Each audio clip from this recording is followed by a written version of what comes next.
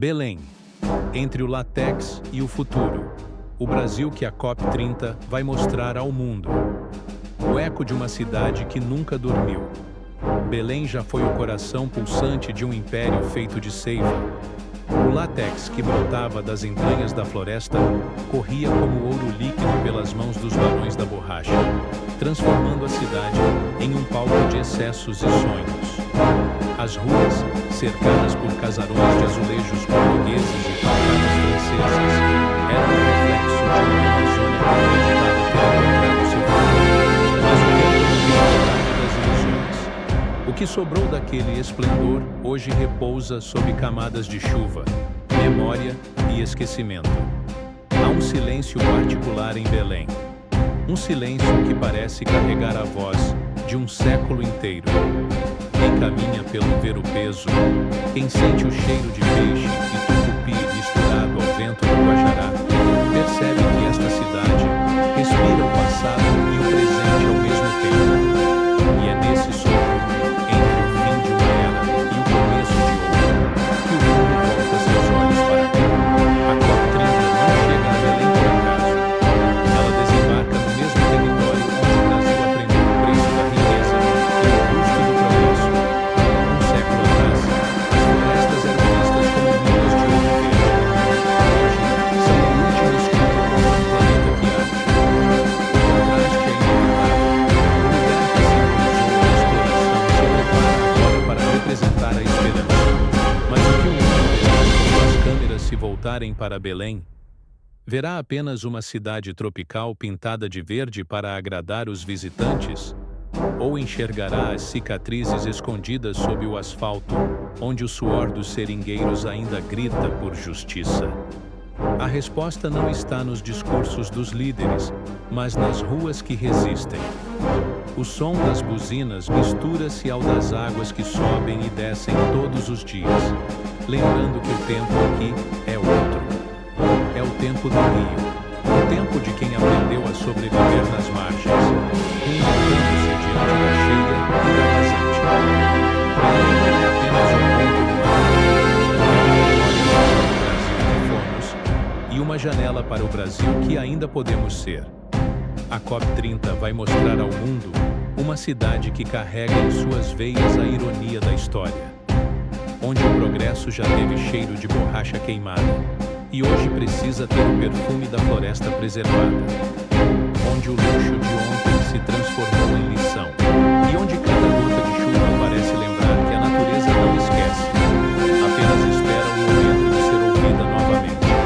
Quando a conferência começar, as luzes do mundo iluminarão os mesmos lugares onde antes cintilavam os candelabros dos barões, mas o brilho será outro, um brilho feito de resistência, de conhecimento, de vozes que por muito tempo foram ignoradas. Porque entender Belém é entender a própria contradição do Brasil, um país que sempre esteve dividido entre explorar e proteger, entre crescer e lembrar. O futuro está chegando com a mesma força da chuva que cai sobre os telhados coloniais. E talvez, pela primeira vez, Belém não seja apenas cenário, mas protagonista. O palco onde o passado e o futuro se encaram, sem máscaras, diante do olhar do mundo. O reino do látex. Quando a Amazônia brilhou em ouro. No final do século XIX, Belém parecia viver um sonho europeu perdido no meio da selva. O porto fervilhava de navios vindos de Liverpool, Nova York e Marsella. O som das sinetas dos bondes se misturava ao das carruagens que cortavam as ruas de pedra, enquanto os cafés serviam bebidas francesas sob o calor da Amazônia. Era o auge do ciclo da borracha, e o mundo inteiro dependia do látex que brotava das árvores da floresta. As seringueiras sangravam em silêncio, e dessa seiva nascia a fortuna de poucos.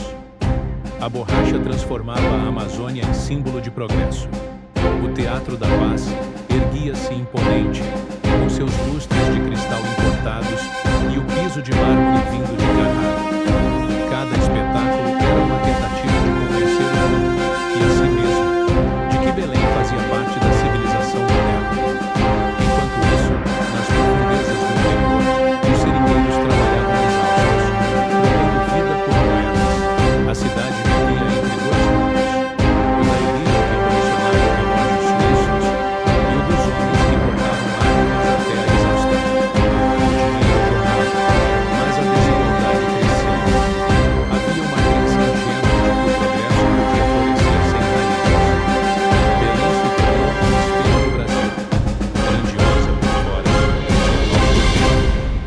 barões da borracha construíam mansões de 3 andares, com lustres que refletiam o brilho de um império feito de fumaça.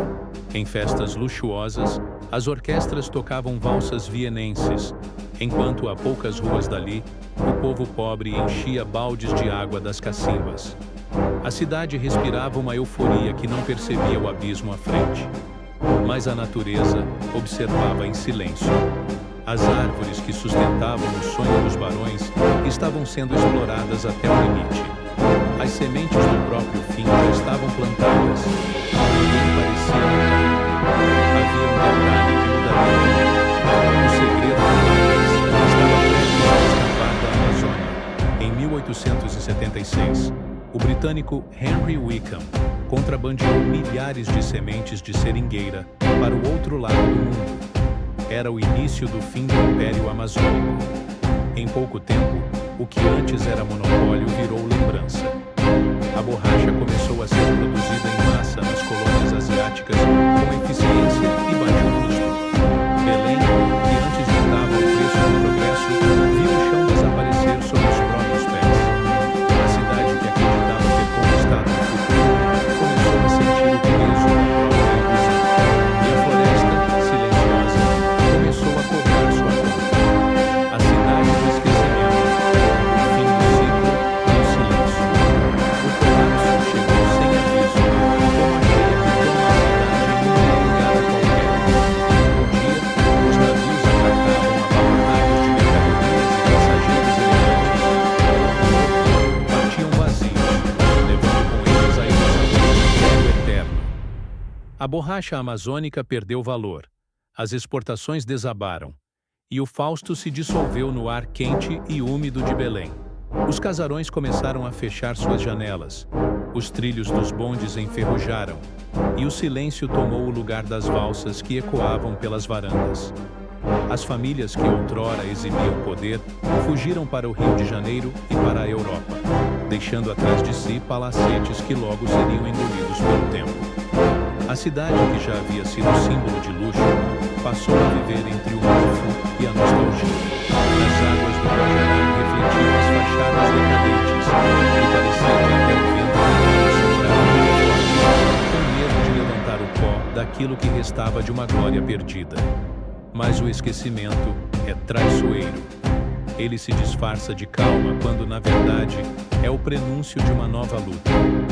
A Belém, que antes vivia de importações, começou a olhar para dentro. O mercado do ver-o-peso, o seu cheiro de peixe, frutas e ervas, tornou-se o coração da sobrevivência. A opulência dos barões cedeu lugar à resistência de um povo que se reinventava todos os dias para continuar existindo. Nas docas abandonadas, marinheiros e feirantes reconstruíram a vida com o que havia sobrado. Os palacetes viraram cortiços, as óperas deram espaço a ladarias e a cultura se transformou em navio. Belém aprendeu uma coisa, que a grandeza não se mede em fachadas, mas pela capacidade de suportar o colapso. Enquanto a elite apagava o passado, o povo escrevia uma nova história, invisível, porém real. A cidade começou a se tornar o retrato de um Brasil que precisava se reencontrar após a queda. Um Brasil que, diante da ruína, redescobria sua força nas ruas, nos mercados, nos portos e nos becos. A floresta, por sua vez, não esqueceu. O que antes havia sido derrubado começou a renascer nas margens, cobrindo os sinais do abandono com folhas e raízes. A natureza retomava seu espaço, e Belém, mesmo sem perceber, voltava a se conectar com aquilo que a havia criado. E assim, entre ruínas e mangueiras centenárias, surgia uma nova Belém, silenciosa, cansada, mas viva. A cidade do esquecimento tornava-se pouco a pouco a cidade da memória. Porque o que foi perdido na história continuava a pulsar no cotidiano de quem nunca teve o luxo de esquecer. O coração que não parou, a resistência amazônica. Belém não morreu com o fim da borracha, ela apenas trocou de pele. O luxo se desfez, mas o coração da cidade continuou batendo nas mãos de quem nunca teve ouro nem títulos. Enquanto os barões da borracha desapareciam,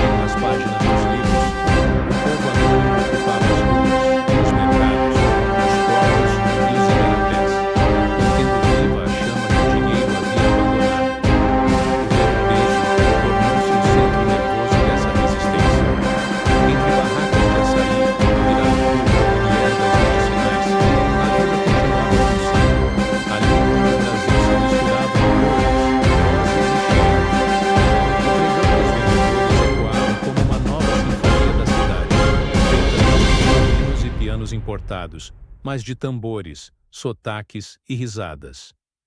Era a Belém real, viva, mestiça, moldada pela força de quem aprendeu a fazer do improviso um modo de existir. A cultura popular floresceu como vingança contra o esquecimento. Nos becos surgiam as guitarradas, o carimbó e as ladainhas que misturavam fé e resistência. Nas esquinas, artistas e poetas reinventavam o sentido de ser amazônida. A cidade, antes dependente do luxo europeu, descobria que sua verdadeira riqueza era o que sempre esteve ali: o povo, a mistura. A floresta, que um dia fora explorada como mercadoria, tornava-se fonte de sabedoria. As mulheres que vendiam ervas medicinais conheciam os segredos das folhas e dos rios. Os ribeirinhos traziam peixes e histórias, como quem carrega a memória líquida de um continente. Belém era mais do que nunca o ponto de encontro entre a terra e a água, entre o sofrimento e a esperança. Enquanto o resto do país olhava para o sudeste em busca de modernidade, Belém mantinha viva uma outra ideia de futuro, feita de comunidade, tradição e resistência. A cidade aprendeu a sobreviver sem depender de impérios. Ela se refez a partir da terra, reconstruindo uma identidade que o luxo havia tentado apagar. Essa força invisível, nascida do povo, é o que sustenta Belém até hoje. Uma força que não se exibe, mas resiste, que se renova a cada chuva e a cada amanhecer sobre o rio. O coração da Amazônia nunca parou de bater. Apenas aprendeu a pulsar em silêncio, à espera do momento em que o mundo voltaria a ouvir. E esse momento está chegando. Porque quando as atenções globais se voltarem para Belém durante a COP30, não será apenas o evento que estará em jogo. Será a chance de o planeta compreender o valor dessa resistência silenciosa que sobreviveu ao tempo, ao esquecimento e à própria história. A nova fronteira. Belém na era do clima. Há algo de profundamente simbólico em ver Belém, a antiga capital do Látex, tornar-se o palco da COP30. É como se a história desse o mesmo território que um dia representou a exploração da floresta, agora se transforma no centro das discussões sobre como salvá-la. A cidade que exportou o sangue das árvores passa a exportar consciência. Nos últimos anos, Belém começou a se reinventar. Os casarões que um dia abrigaram a elite do látex hoje acolhem coletivos culturais, startups ambientais e pesquisadores da Amazônia. Os mesmos portos que embarcavam riqueza agora desembarcam ideias. O som do progresso mudou de tom. Trocou o estalar das máquinas pelo murmúrio de jovens cientistas, artistas e líderes comunitários que buscam outro tipo de futuro. A escolha da ONU por Belém não é apenas geográfica, é política, é simbólica, é poética. Colocar a Amazônia no centro do debate mundial é reconhecer que o coração climático do planeta bate aqui, mas junto com o prestígio vem os riscos. O mundo observa com expectativa, e cada promessa feita à sombra das mangueiras será cobrada com urgência. A cidade se prepara, e o contraste é inevitável. De um lado, os discursos sobre sustentabilidade, metas e neutralidade de carbono. Do outro, a realidade das enchentes, do lixo, da desigualdade e do calor que parece aumentar a cada ano. Belém é um retrato vivo das contradições globais. Tenta ser moderna sem abandonar suas raízes, sustentável sem deixar de ser real. Nos bairros periféricos, jovens se organizam em projetos sociais, artistas usam a arte como luz, e cientistas locais transformam dados em esperança. Cada um deles é um pedaço da nova fronteira amazônica. Um movimento que não espera por políticas, mas age com o que tem. É essa força, bruta e criativa, que faz Belém vibrar novamente. A COP30 será o palco de uma disputa silenciosa entre imagem e essência. O que o mundo quer ver talvez não seja o que Belém é, mas é justamente essa autenticidade que pode transformar a conferência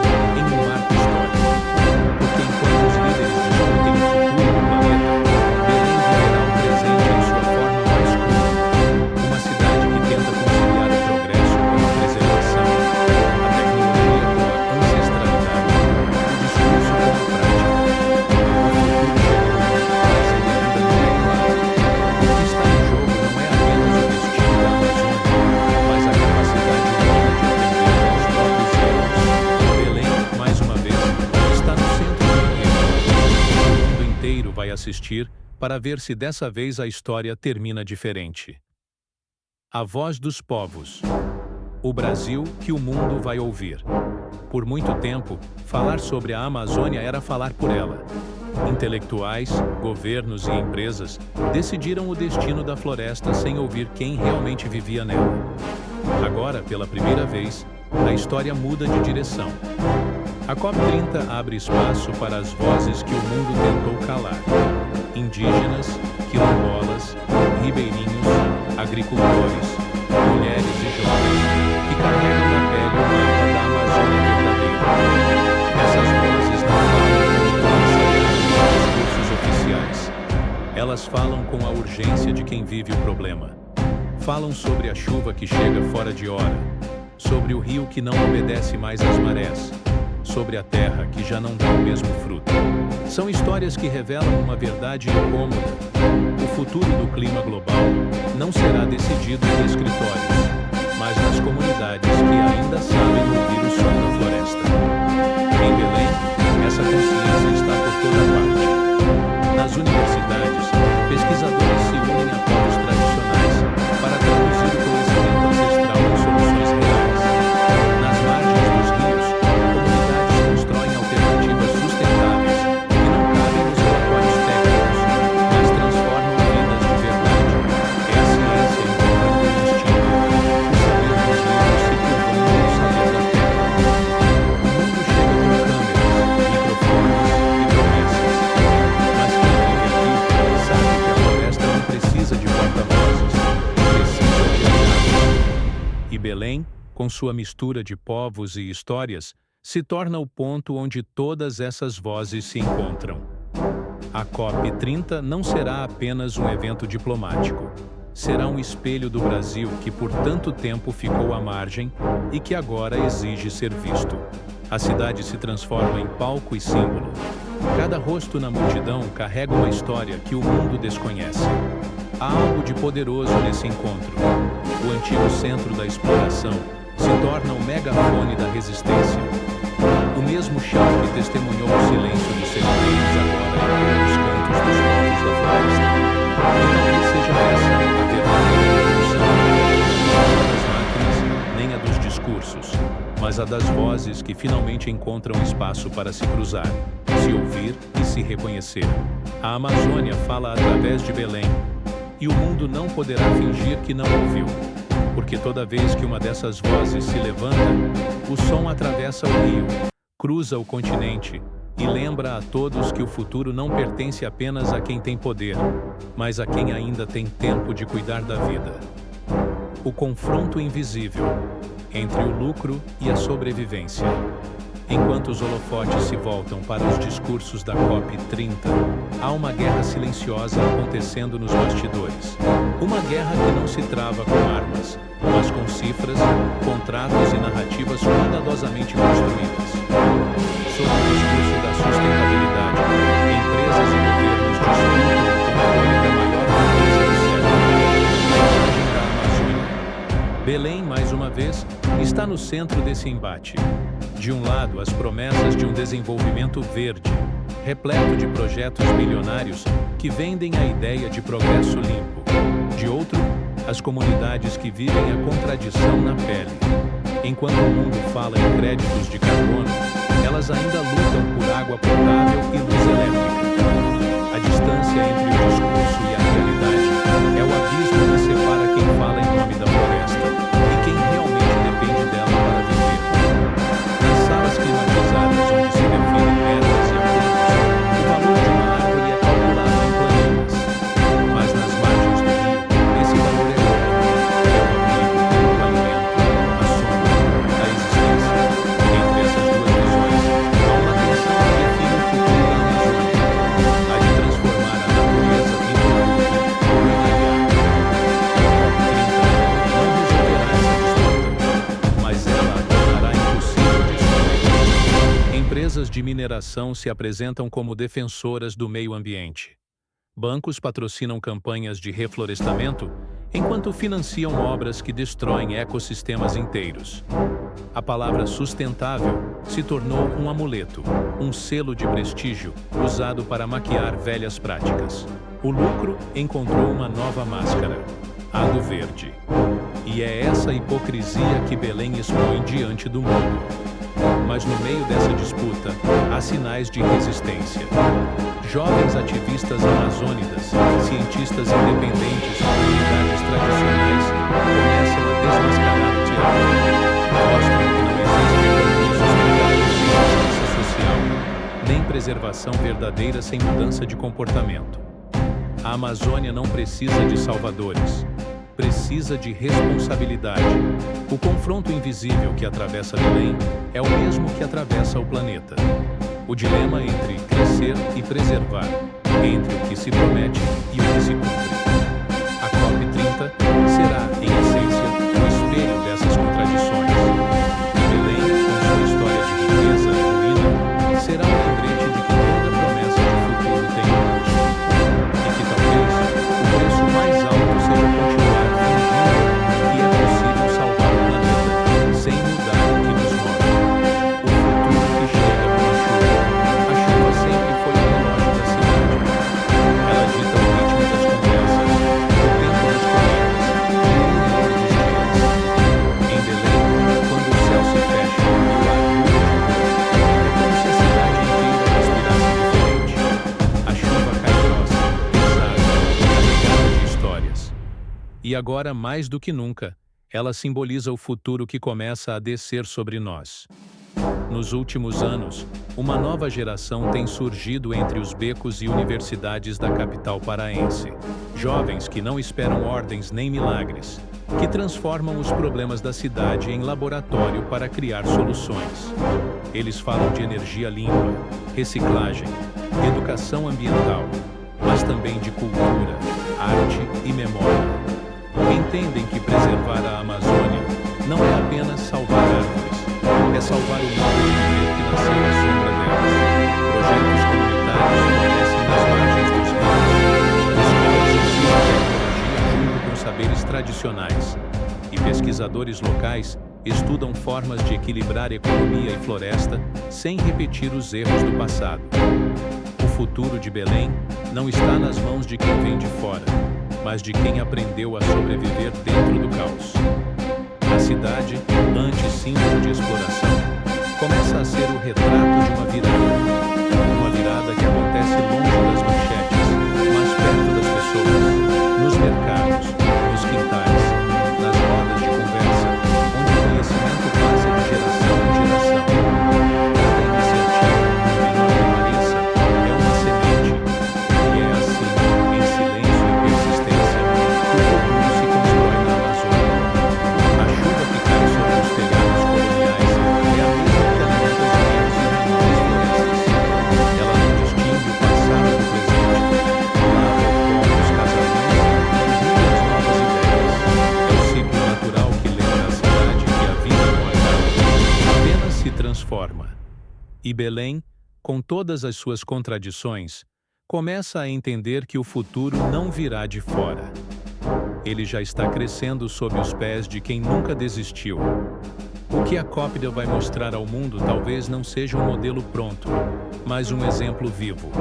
O de uma cidade que aprendeu com os erros, que carrega suas cicatrizes como mapas e que ainda assim insiste em sonhar. O futuro chega com a chuva e Belém, pela primeira vez em muito tempo, não corre para se esconder. Ela abre as portas, levanta o rosto e deixa o tempo cair sobre si como quem aceita o desafio de recomeçar. Quando o sol reaparece depois da chuva, Belém se reflete nas águas do Guajará como um retrato de si mesma, bela, cansada, resistente. A cidade, que já foi símbolo da ambição e do esquecimento, agora se torna espelho de um planeta em busca de redenção. O que se verá durante a COP30 não é apenas o Brasil exibindo sua Amazônia ao mundo, mas o mundo sendo obrigado a encarar o próprio reflexo.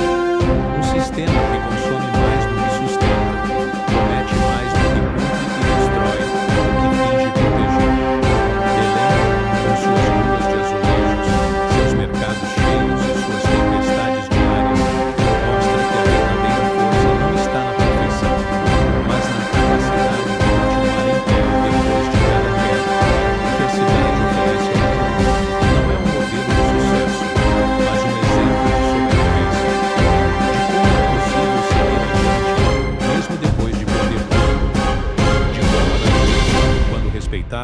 ensina a recomeçar. A conferência vai acabar. Os líderes irão embora. As luzes se apagarão. Mas Belém permanecerá.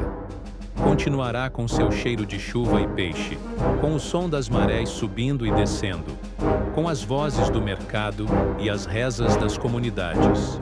Porque o que o mundo chama de Amazônia, para quem vive aqui, é apenas casa. E é dessa simplicidade que vem a lição mais profunda que a cidade pode oferecer. A de que o futuro do planeta não depende de planos grandiosos, mas de respeito, equilíbrio e memória. No fim, a história do Ricardo e a história da Belém se encontram como duas margens do mesmo rio. Um dia, Belém foi usada para extrair o que havia de mais valioso na floresta. Hoje, é chamada para proteger o que resta dela. A diferença é que, desta vez, o olhar vem acompanhado de consciência. E talvez seja isso o que realmente muda o curso da história. Quando as câmeras se apagarem